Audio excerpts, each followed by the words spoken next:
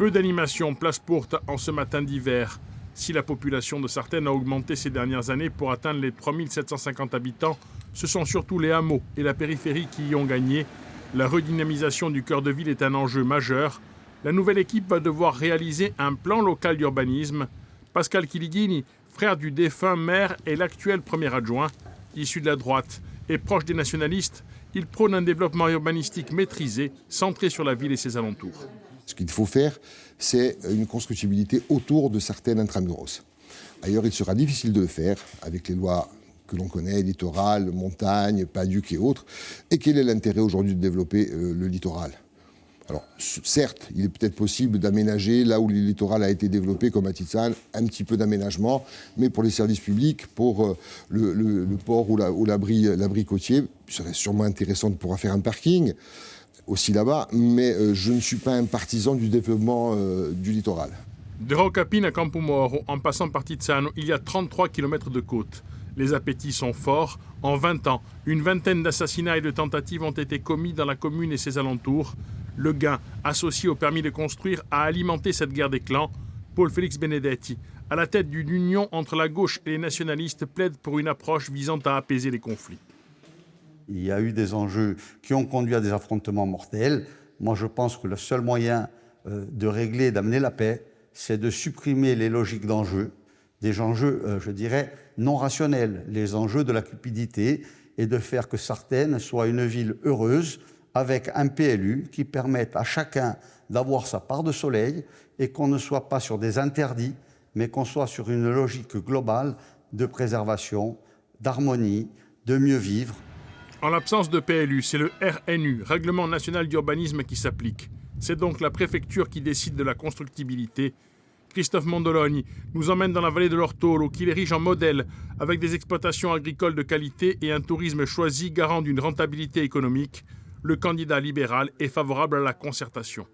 Le maire de Sartène, si toutefois les Sartenais me font confiance, ne décidera pas seul de l'urbanisation du territoire sartenais. Ce sera aux Sartenaises et aux Sartenais de décider ce qu'ils veulent bien en faire. Ensuite, nous avons des partenaires, nous avons l'État qui est prêt à nous aider, nous avons des services tels que la SAFER, le CAUE, qui est prêt également à se mettre autour de la table et à nous aider véritablement sur un PLU qui sera raisonné, parce que raisonnable, et construit et co-construit avec les Sartenaises et les Sartenais, de manière à pouvoir l'assumer ensemble.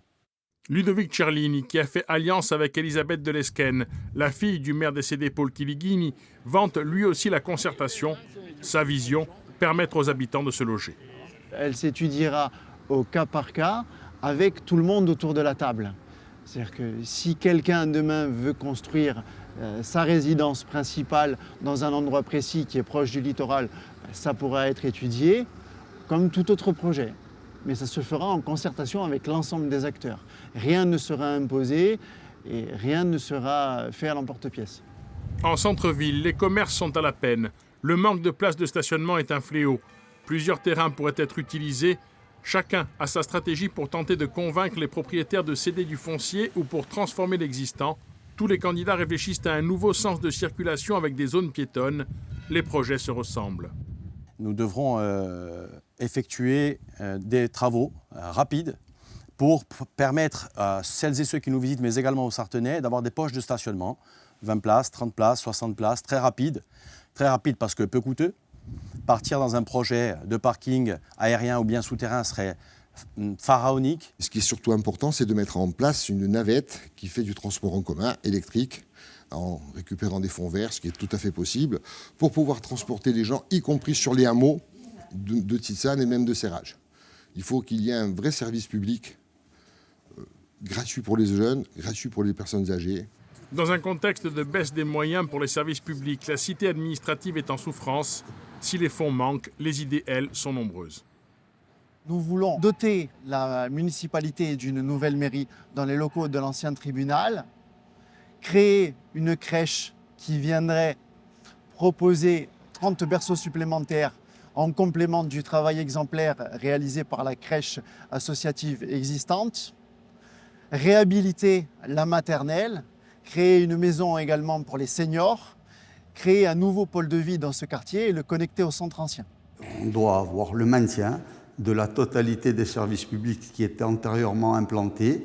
On doit exiger, entre autres, du partenaire, collectivité territoriale, qu'elle réimplante une partie de ses services dans un bourg comme Sartène.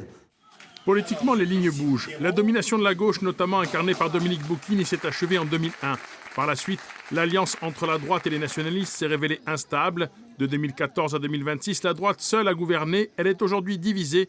Cette fois, les nationalistes se sont unis à la gauche. 2 candidats excluent toute alliance d'entre-deux tours, quel que soit le partenaire. Je pense que parfois les unions ne sont pas des meilleures pour la gestion d'une commune. Parce que souvent, il y a des personnes qui ont un ego dimensionné, d'autres qui veulent être calife à la place du calife. Et je ne pense pas que ce soit la bonne solution. La liste, elle est faite pour gagner, elle n'est pas faite pour se juxtaposer. Donc je pense qu'aujourd'hui, Ayo Sartinez, elle a le format pour gagner, et pour gagner premier et second tour. Les 2 autres candidats se montrent en revanche plus ouverts au rapprochement. S'il y a possibilité d'agréger autour d'un projet commun avec une autre liste et qu'il y a possibilité de s'entendre, pourquoi pas? Quel est le projet qui vous semble le plus compatible avec le vôtre aujourd'hui?